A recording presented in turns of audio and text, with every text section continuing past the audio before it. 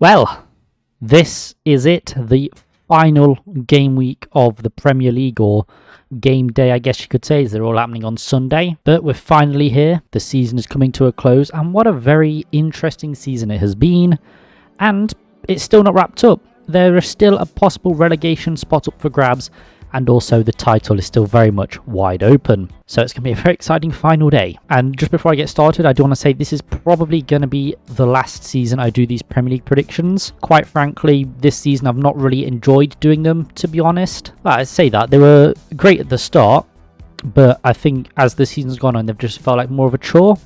And I don't feel like I should feel like I'm forced to make these videos, if that makes any sense. I do it for fun at the end of the day, and if I'm not having fun, then I'm not going to do these videos. But I thought, I might as well stick it out to the end of the season. So yeah, this is probably going to be the last Premier League predictions sort of series from me, I guess. I'm going to focus on content that interests me more. So if you want to unsubscribe, I completely understand, but I try and have fun making videos, and I wasn't really enjoying making these videos. So I do apologise if you enjoyed them, but enough waffle. Let's just jump in with the Sunday fixtures. We're going to start off with Liverpool versus Wolves. Liverpool host Wolves as their dreams of winning the title in Klopp's final season have come crashing down. Wolves are coming back with a loss as they failed to beat Crystal Palace at the Molineux. This takes their form to 1 win from their last 5. It's quite the drop-off from the West Midlands outfit and their earlier form, but they were saved quite a while ago, so it's not really been detrimental to their season. Liverpool come back with a draw as they shared the points with Aston Villa in Birmingham. The Reds fumbled a 2-goal lead as their opponents came from behind twice in the 80th minute to level the points, 6-goal thriller. Honestly, incredible bottle from Liverpool. This takes their form to 2 wins and 2 draws from the last 5. The Reds will be hoping they can sign off Klopp with a win though, but the recent form could put that in jeopardy. But I'm going to say 2-1 to Liverpool. I can see Liverpool claiming all 3 points and giving Klopp his final win on Merseyside. Neither side have been enjoying good runs of form recently, but Liverpool have been the better side and had a better run of things, and that is despite their title hopes being well and truly over. Liverpool have been the 3rd best attacking outfit this season, scoring 84 goals, and that has definitely been helped by Mo Salah, who's contributed 28 goals this season, and currently tops their scoring and assisting charts. However, I think it's fair to say that the Egyptian has not been great recently, and as such, Liverpool's performances have suffered. Wolves haven't been as prolific in attack, only scoring 50 goals in comparison, with Cunha being their top goal scorer, who contributed to 19 goals this season. Wolves have also been worse at the back than their opponents, conceding 63 goals this season, whereas Liverpool boast the 3rd best defence in the league, as they've only conceded 41 goals this season. I do see Liverpool signing off Klopp's era in the Premier League with the 3 points, as the curtain is drawn on what has been quite an impressive era. Maybe not trophies-wise, but definitely establishing the team as one of the big 6 once again. And then we move on to Sheffield United versus Tottenham. Sheffield United has Tottenham Hotspur at Bramall Lane, as each side looks to get one final win in the bag as the season draws to a close. Sheffield United were the first side to confirm the relegation back to the Championship, and their terrible run of form has continued, as they fell to yet another loss. The Blades fell to Everton on Merseyside, which takes their form to 5 losses in 5, extending their winless run to 13 matches. Yikes. I think relegation was sealed the day they got promoted, to be honest. Spurs also come back with a loss, as they fell to beat Manchester City in North London. This takes their form to 1 win from their last 5, not looking much better than their opponents, despite being on opposite ends of the league. If there's a game that can give Spurs a win to seal the season, it should be against the Blades. I'm going to say 4-1 to Tottenham. I'm backing Spurs to take all 3 points back to North London.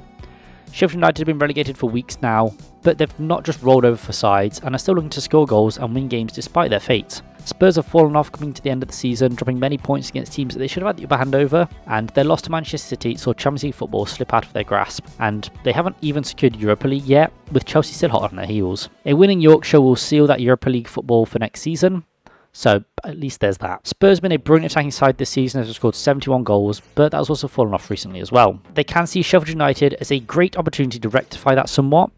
The Blades have conceded 101 goals this season, and with the attacking players that Spurs have at their disposal, they should only add to that tally. It really puts an end to the awful campaign that Sheffield United tried to put up. A record-breaking campaign to be fair, but definitely the wrong records have been broken. I'm backing Tottenham to take all 3 points back to North London and secure Europa League football. Also, Ange, man. I think he's a brilliant manager. Spurs would be right to keep him, but the fans, man. I think he was right in what he said, to be honest. I do back him. And if he left Spurs, I'd take him at Forest in a heartbeat, because he is a phenomenal manager. And then we move on to Luton Town versus Fulham. Luton Town hosts Fulham at Kenilworth Road, as the Hatters are in need of a 12-goal swing to avoid relegation. It's very unlikely, but crazier things have happened. Fulham come back for a loss as they were beaten by Manchester at Craven Cottage. This takes the Cottagers' form to 1 win and 2 draws from the last 5. Luton Town also come back for a loss as they fell to West Ham in East London. This loss all but sealed the relegation if it wasn't for Chelsea handing them a small lifeline. Their loss takes their form to 1 draw from their last 5. Like I mentioned, there is a very small possibility that they can survive, but I can't see them doing that, and I'm going to say 2-1 to Fulham. I do see Fulham claiming all 3 points in Bedfordshire. Kenilworth Road can be a tough place to go, and Luton will be aiming to do all they can to ensure survival. Fulham, though, will find it tough on the road, but with the players they have at their disposal, they should come out on top. Fulham have struggled to score goals at points this season, but have then seen goals flow others, so it's quite inconsistent. But all in all, they've scored 51 goals this season, whilst Luton have scored 50. The Hatters have been much more consistent in front of net, but the backline has heavily let them down. They've conceded 81 goals this season, and Fulham will need to exploit that, and with the attacking talent they have at their disposal, they should be able to. Fulham, on the other hand, have conceded 59 goals this season, so I can see Luton scoring, but I do ultimately see that Fulham will claim all 3 points in Bedfordshire, as Luton go straight back down. I mean, they basically have, just not mathematically, but need of a 12-goal swing, pretty much sealed. And then move on to Brighton and Hove Albion versus Manchester United. Brighton hosts Man United at the Amex as each team looks to end the season on a high. And very recent news actually, but De Zerbi is set to leave Brighton after this match, so I think they'll be looking to send him off on a high as well. Man United are coming for a win as they beat Newcastle at Old Trafford. This takes their form to 2 wins and a draw from their last 5. European football is still within their grasp. Brighton are coming back for a loss as they fell to Chelsea on the coast. This takes the Seagulls' form to 1 win and a draw from their last 5. De Zerbi ball has really fallen off, and they're a completely different outfit from the top 6 side last season. United always seem to fall off but then end up with European football somehow, and I can see the same happening again. I'm going to say 3-1 to United. With this being De Zerbi's last game, maybe the players will give him a hell of a send-off, but let's be real, I doubt it. I'm backing Manchester United to take all 3 points back up north. Despite their recent dip in form, United have seen very important players return from injury recently, and that could be seen in their win over Newcastle as well. Both teams are suffering from many injuries at the moment, which has no doubt affected both teams' respective seasons as well. Brighton have been without Matoma for a majority of the season, and he was a massive attacking outlet for them last season, and they've just not been able to replace him with signings or with fit players. Like, he was doing well start of the season as well, but since his injury, Brighton have suffered. Both teams have scored 55 goals this season, but Brighton are worse in defence as they've conceded 60 to United's 58, so it's not a massive margin, but it just shows that they're a lot more, well, just shows they're more leaky than their opponents. I'm backing Man United to claim all 3 points on the coast as they take another step closer to some European football next season. I mean, they do have FA Cup football as well, which could give them the Europe should they win, but against City, a league position is more realistic for the Reds, and I don't think it'll be a sign-off that De Zerbi is wanting, but looks like that'll be the case. I mean, he'll probably be either coaching United or fucking Bayern next season, so who knows? And then we move on to Manchester City versus West Ham United. Man City have one hand on the Premier League trophy once again, will be hoping to tie things up at the Etihad as they host West Ham in Manchester. The Hammers are coming back for a win as they beat Luton Town in East London, but they did have to come from behind to do so. And I tell you what, the scenes at the City ground when West Ham went ahead and then doubled their lead was a thing of beauty, honestly. It was amazing. This takes their form to 1 win and a draw from their last 5. It's not been a great run of form, and that has led to the sacking of Moyes at the end of the season. Honestly, I can't see that form changing against the Citizens either. City come back for a win as they beat Spurs during the midweek. This takes City's form to 5 wins from 5 and puts them in the pole position to win the Premier League once again, their 4th consecutive title. A win to seal it, but a draw could do the job as well.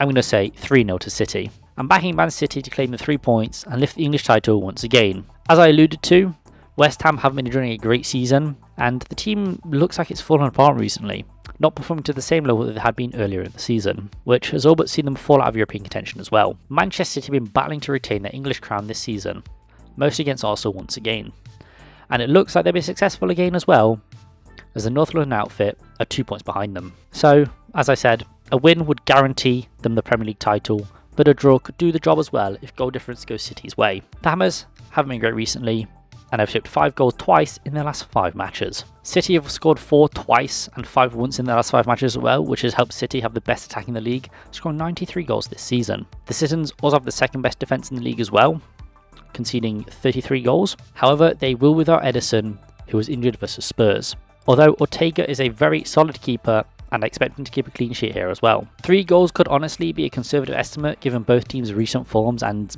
West Ham's penchant for just leaking goals recently. But either way, I'm expecting City to claim all 3 points and to lift the Premier League once again. And then we move on to Arsenal versus Everton. Arsenal host Everton at the Emirates as they look to lift their first Premier League title in 20 years. Everton come back with a win as they beat Sheffield United at Goodison Park. I thought it would have been a good send-off for Goodison, but it turns out they've got another year at their new stadium, so shows what I know. The win over Sheffield United keeps Everton's run of form going. That win over Sheffield United keeps Everton's good run of form going, taking them to 4 wins and a draw from their last 5. They would be challenging for top half if it wasn't for their points deductions, which is just insane. But who's to say they'd have picked up performances if they wouldn't have those points deductions, you know? Can it really be said? Maybe the points deductions really kicked them into gear? Who knows? Arsenal will come back with a win as they beat Manchester United in what was a very boring match at Old Trafford. This takes the Gunners' form to 5 wins from 5 and keeps them in the title race. Barely, but they're still in it. I'm going to say 2-0 to Arsenal. I'm backing Arsenal to claim all 3 points in North London. It's been another largely successful season for Arsenal, who've taken City even further than last season as the title race has gone until the final day this time around. They need City to drop points and to improve on their goal difference while beating Everton if they want to lift the Premier League title. The Gunners have the second best attack in the league as they've scored 89 goals this season, with Saka contributing to 25 of those, leading their scoring and assisting charts. They also boast the best defence in the league, only conceding 28 goals this season, which is a very impressive tally for a side that could still miss out on the title. Everton have also been very strong at the back, boasting the 4th best defence in the league, only conceding 49 goals, which is very impressive for a side that finds itself in 15th. Everton haven't been great in attack though, as they've only scored 39, which gives them the 2nd worst attack in the league, only bettering Sheffield United. I can't see Everton really troubling the Arsenal back line, but will look to make things slightly difficult for the Gunners. I'm backing Arsenal to keep all 3 points in the capital, but I don't think it'll be enough to lift the title. Sad times for Arsenal, but once again, they fell short. Another trophyless season. And then we move on to Brentford versus Newcastle United. Brentford host Newcastle in West London as they look to end their disappointing season on a high. Newcastle, on the other hand, are chasing European football next season. Newcastle come back with a loss as they failed to beat Man United at Old Trafford. This takes their form to 2 wins and a draw from the last 5. It is still possible for the Geordies to secure European football next season, and getting 3 points here would all but cement that. Brentford come back with a win as they beat Bournemouth on the south coast. This takes their form to 3 wins and a draw from the last 5. It's been a very injury-ridden season for both sides, which has seen them both drop off form from last season, but I'm going to say 1-0 to Newcastle. I'm backing Newcastle to claim all 3 points in West London. As I mentioned, it's been a very injury-hit season, and each side is still dealing with quite a few injuries of their own. Will these teams ever be able to field a fully fit side? I don't know. Newcastle have been a very prolific side in front of net this season, as they've scored 81 goals so far. That gives them the 4th best attack in the league, and we'll be hoping they can add to that tally here. Isak and Gordon have contributed 21 goals each, and as far as I know, they're both fit going into this clash. But with Eddie Howe, you never know.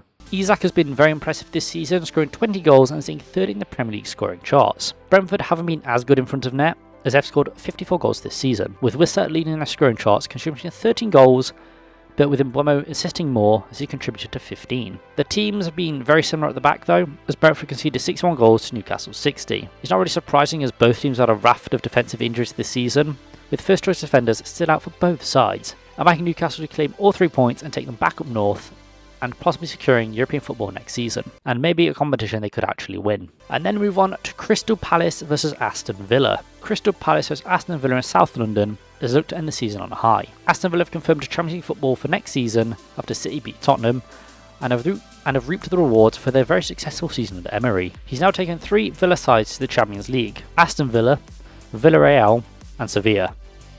So, if there's any other teams with Villa in their name and you want to play some Champions League football, get Unai on the phone.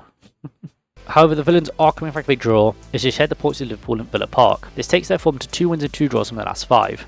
Not a brilliant run of form, but they've secured top 4, so it's not all bad, is it? Crystal Palace come back with a win as they beat Wolves in the West Midlands. This takes Palace's form to 4 wins and a draw from the last 5. The Glastonbury Revolution is in full swing in South London, and I'm going to see it continue with a 2-1 win for Palace. I'm backing Crystal Palace to get 3 points in the capital. Palace have been playing some brilliant football since Glastonbury came in, and look to end the season on a high. They've been one of the most informed sides in recent weeks and have played some brilliant football to back that up. Villa have also been playing some good football under Emery and have remained in the top 4 for the majority of the season, if not all of it, so that on itself is very impressive. Villa have been a strong attacking outfit as they've scored 76 goals this season. Palace have been more attacking under the Austrian, but have only scored 52 goals this season. But to be fair, half of that was under Hodgson, so we'll cut them some slack. Villa also have a better defensive record than their opponents, conceding 56 goals to Palace's 58. I can see a combination of Palace's better form and the home atmosphere carrying them over the line against Aston Villa, who've already secured their season's goals. Palace can finish higher than their current position, and that means money, so I'm backing Palace to gain all 3 points in the capital, so they can get a bit of extra cash to spend on some players. Well, hey. Or they could give it to me if they felt so kind. And then we move on to Burnley vs Nottingham Forest. Burnley host Nottingham Forest at Turf Moor, as both sides are going to end the season on a high. Well, Burnley have been relegated, but you get what I'm saying. Nottingham Forest came back very lost as they fell to Chelsea at the City Ground. It was another 3-2 loss that takes their form to 1 win and a draw from the last 5. Not brilliant form, but the job is almost done, so at this point, doesn't really matter. Burnley also come back very lost as they fell to beat Tottenham in North London. This takes the Clarets' form to 1 win and 2 draws from the last 5, and ultimately it saw them get relegated. And they could play their part in making it 3 for 3 of newly promoted teams going straight back down. I'm going to say 2-1 to Forest. I'm backing Forest to gain all 3 points in Lancashire. The Reds need to avoid a 12-goal swing to ensure another season in the Premier League, and it's looking like that'll be possible against the Clarets. Burnley have been racked by injuries this season, and the injury woes have still not ended for them. It just doesn't end if you're a Burnley fan. Oh, rip my camera. 1 second, guys.